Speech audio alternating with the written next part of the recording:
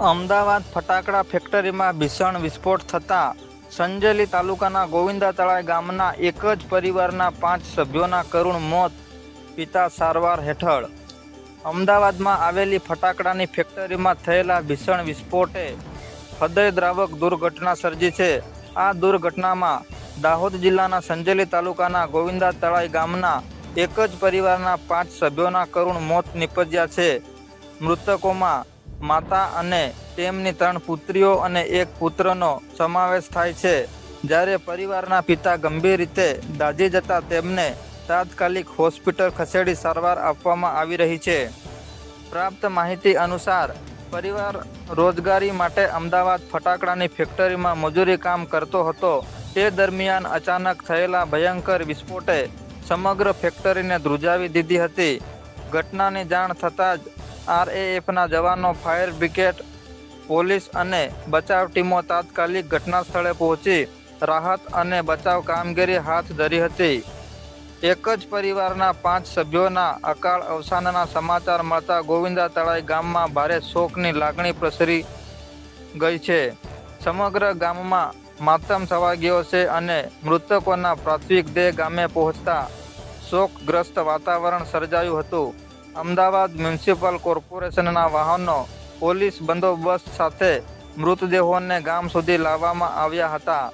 સ્થાનિક પોલીસ તેમજ મામલતદારશ્રીની ટીમ પણ ગામે પહોંચી પરિવારજનોને સાંત્વના પાઠવી જરૂરી કાર્યવાહી હાથ ધરી હતી. ઘટનાના કારણોની તપાસ પોલીસ અને સંબંધિત વિભાગો દ્વારા શરૂ કરવામાં આવી છે. પ્રાથમિક તબક્કે વિસ્ફોટના ચોક્કસ કારણ અંગે કોઈ સત્તાવાર માહિતી જાહેર કરવામાં આવી નથી. આ દુર્ઘટનાને લઈને વડાપ્રધાન નરેન્દ્ર મોદીએ ઊંડું દુઃખદ વ્યક્ત કર્યું છે તેમજ મૃતકોના પરિવારજનોને આર્થિક સહાય અને ઈજાગ્રસ્તોને સારવાર માટે સહાયની જાહેરાત કરવામાં આવી છે. આ કરુણ ઘટનાએ માત્ર ગોવિંદા તળાઈ ગામ જ નહીં પરંતુ સમગ્ર સંજેલી તાલુકાને શોકમગ્ન બનાવી દીધો છે. પરિવારના 5 સભ્યોને એક સાથે ગુમાવવાની આ દુર્ઘટના લાંબા સમય સુધી લોકોના હૃદયમાં વેદના તરીકે યાદ રહેશે. જોતા રહો સમાચાર વિસ્તારમાં.